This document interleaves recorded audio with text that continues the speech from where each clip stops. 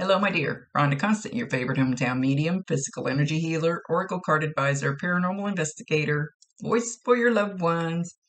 How are you today? I don't remember if I done a reading for you before. I'd like to explain real quick, kind of how this works. Slow my mouth down. I see, hear, feel, sense, know. They talk to me, but they also show me pictures, and I call it spiritual charades. I try to describe the picture the best I can. There is always a reason for whatever they show or tell. So if it doesn't make any sense now, keep it in mind. You'll either remember it later, see it later, or somebody else will validate it for you later and go, oh, I know what he's talking about. This is not an exact science. We communicate the best way we can. Sometimes you have to stretch it outside the box a little bit. He won't give me all the details. He'll give me just enough so you should know what he's referring to. I leave it. It's their ball game. Move my sage. Maybe it's choking me. It's their ball game. I let them do or say whatever they want within reason. I don't usually have to put the whoa on them. They're usually pretty good. So we're going to talk to your dad today.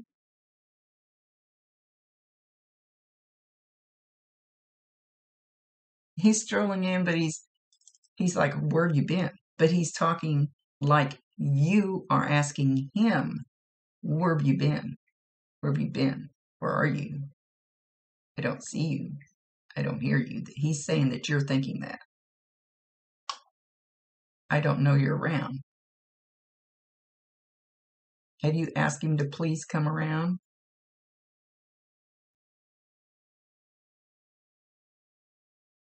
He says, I'm always right here, just this easy. It doesn't take Rhonda for me to come in. You just may not realize it, but you don't need her, talking about me, in order to call him in. You just might have a problem. He's saying all that, but I'm saying you might just have a problem knowing he's there, realizing it. He's saying it very matter of fact, like, hey, I'm here.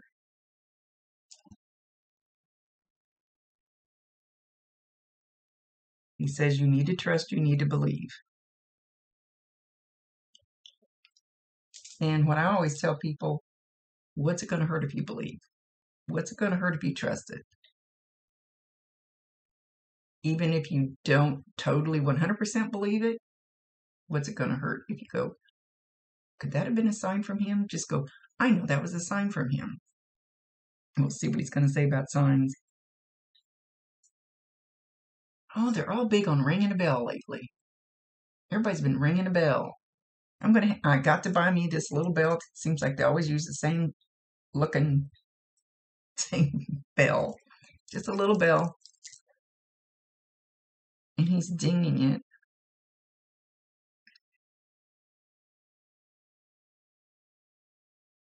Okay, he's talking about the ding on my phone. It'll probably do it again here in a minute. I was hoping it'd do it to validate it.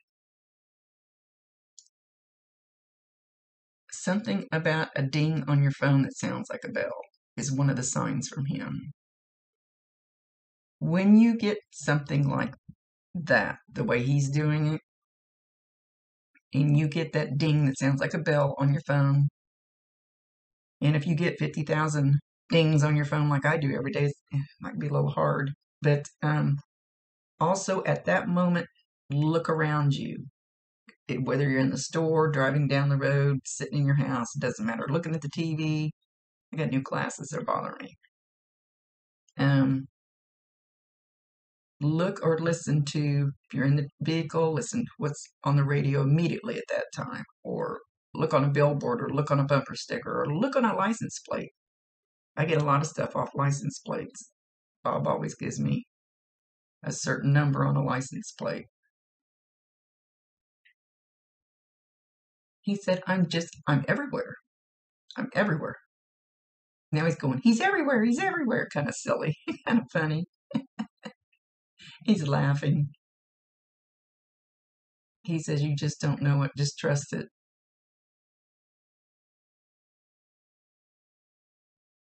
I feel like you're the perfect person. You are a perfect person. You're perfect in the way that you're supposed to be perfect. He doesn't feel like there's anything he needs to step forward for and go, hey, you're screwing up. It's more like, he says, I'm very proud of you. You have a good heart, and that's what matters most. That matters more than a new house or a new car or a new couch. He says people in life worry about material things more than they worry about what's the most important, and that's to be a good person. You've got something deep down in you that you're angry about. He sees you holding on to something like a knot in your stomach. Like it's there. You may not always think about it. You may not even realize it most of the time, but it's there. It's kind of underneath everything bubbling, bubbling, bubbling. And I'll tell you quickly, when I first started doing this, my glasses. When I first started doing this, I went through a lot of different kinds of healings with different people. And everybody kept going back to when I was 5 years old. When I was 5 years old, that's when I started having problems with somebody trying to molest me. So these things, I thought, all these years, look how old I am. I stuffed it. I stuffed it. I thought, I've kicked its ass. I'm not worried about it. No, I stuffed it. When I started doing the healings, it all just came out like crazy. But it needed to come out to be healed. So whatever that thing is, and probably the first thing that pops into your mind is going to be, it could be him leaving. That doesn't feel like what it is.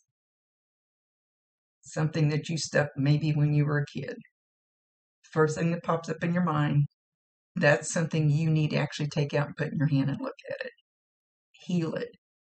Like I had to tell that little girl, you're safe, you're loved, you're okay. And it kind of changes the energy of all of that way back. I had to go back to my hometown to heal some of that awful energy that I stuffed. So he's talking about something like that. He said, this does not make you a bad person.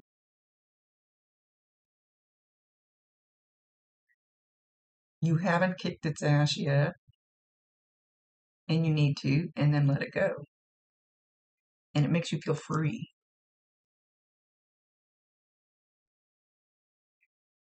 He says, I don't have anything else to complain about you. He says, you're perfect. You're perfect the way you are, the way you're supposed to be.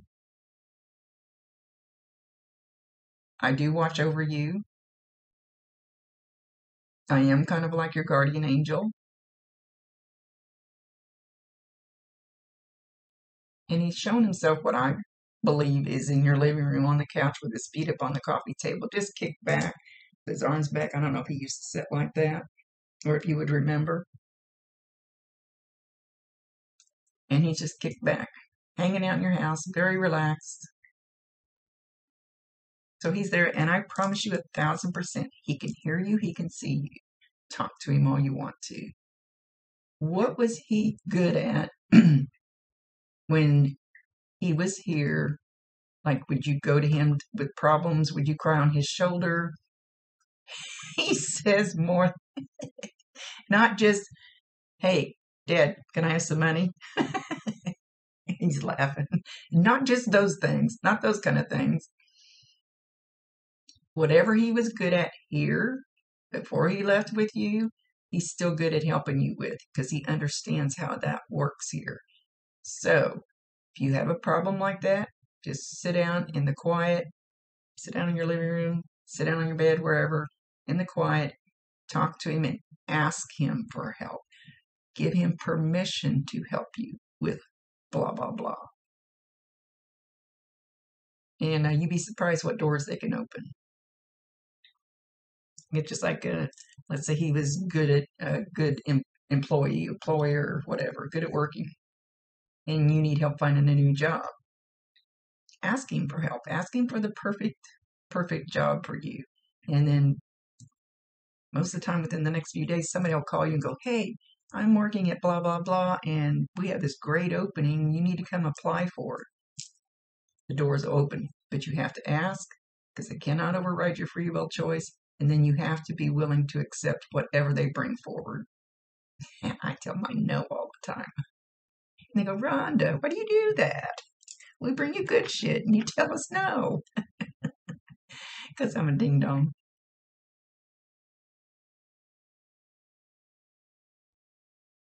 I love you in every way and form that there is. And I wish I could hold you now. Something about, and I always ask him, don't go back too far where you won't be able to remember something, but he's just showing you like snuggled up on his lap, but you're little. You're pretty small. Just snuggled up on his lap, sideways, kind of up against him. I think he's watching TV or something, but you're not. You're just enjoying the moment.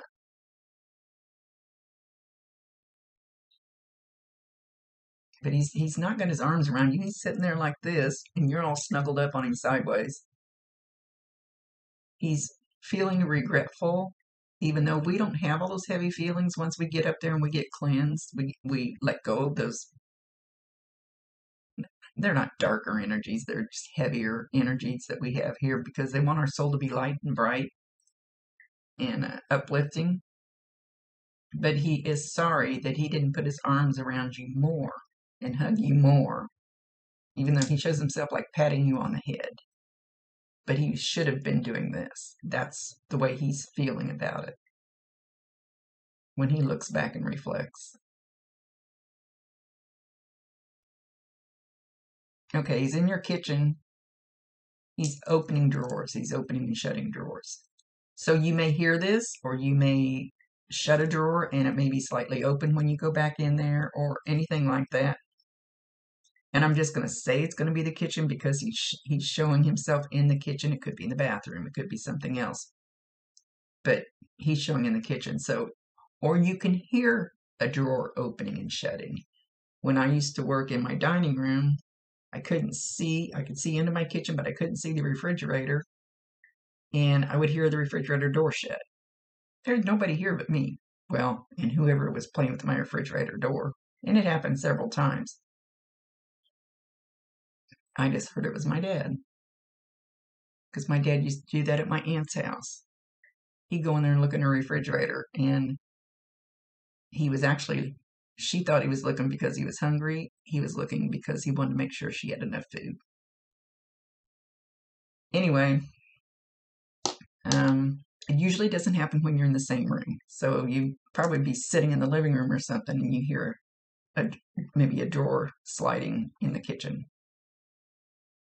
That'll be a sign from him. Anytime you get anything that you think might be a sign from him, he's talking about Frankie.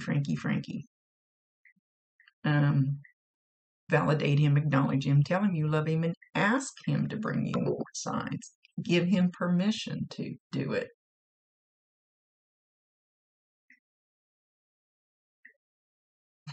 I love you in every which way but loose, whatever that means. He's got a big smile on his face. You are such a gentle soul down deep in your heart. You're a softie. And don't let anybody take advantage of that, because old dad'd have to come down and kick their ass. And he gives a big old belly laugh.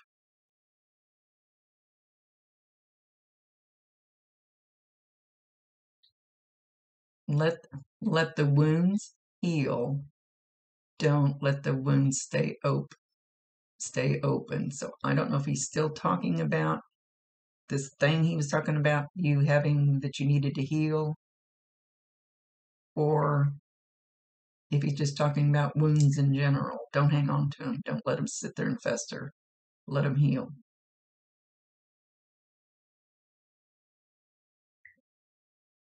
Because you deserve every good thing that you get, whether you believe that or not.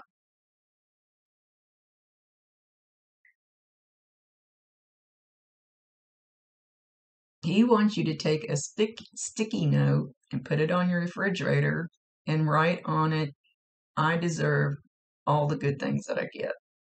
And look at that every day when you walk by there. I deserve all the good things that I get. I love their advice from the other side. Now, if I just pay attention to my own, the sticky note will remind you, just say that every day. He says, tell yourself I'm a deserving person.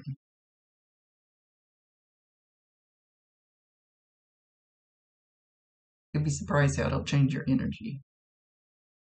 Not that yours needs to be changed, it'll just make it better.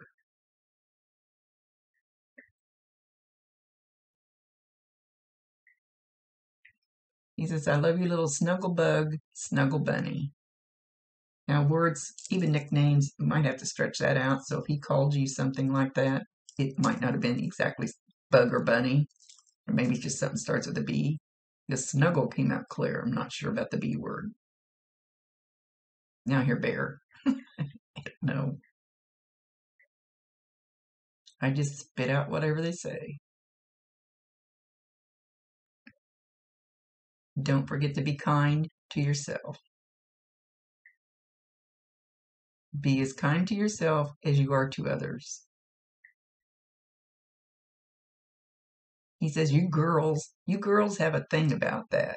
You're kinder to other people than you are to yourself. He says, I never did understand women. And he's chuckling.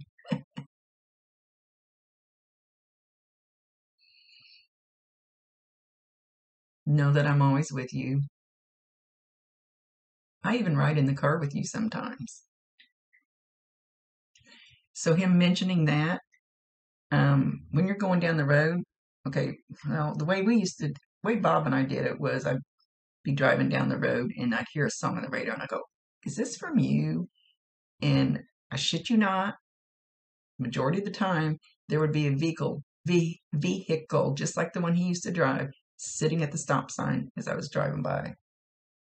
Or might see somebody on the sidewalk that from the back looked like him, or in the pickup ahead of me might look like him from the back. So you can also flip-flop that. You can think you see him or see a vehicle like he drove there and then immediately listen to the song on the radio. It can go both ways. But my Bob liked music, so that's kind of how we communicate.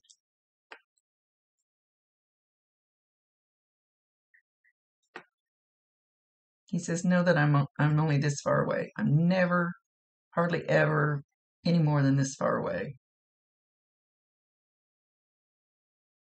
Yes, even after all this time. I guess he thinks you're going to ask that.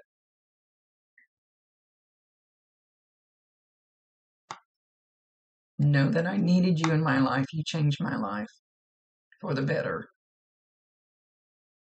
And I'm thanking you for that, for choosing me to be your dad.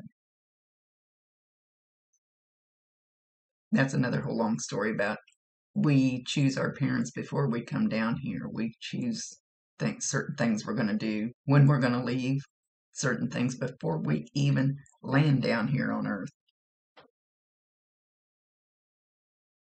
I still have trouble wrapping my head around some of this stuff. So I can only imagine everybody else. And I work with it all the time.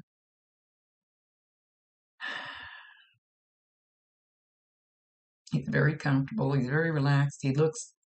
They usually come in looking exactly like you would remember them. So he looks like his picture.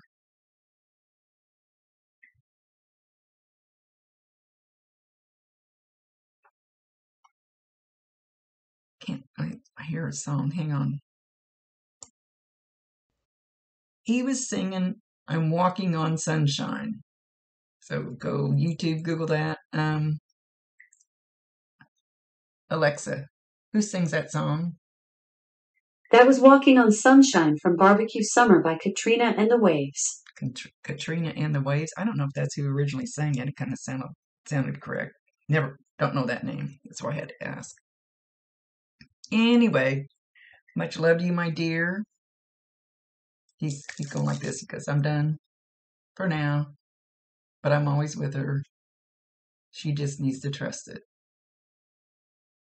Even then, he's like, poof. He was like, woo, he's gone. Thank you, my dear. Thank you for allowing me to be his voice. Rhonda Constant, your favorite hometown medium, physical energy healer, oracle card advisor, paranormal investigator, voice for your loved ones. Peace.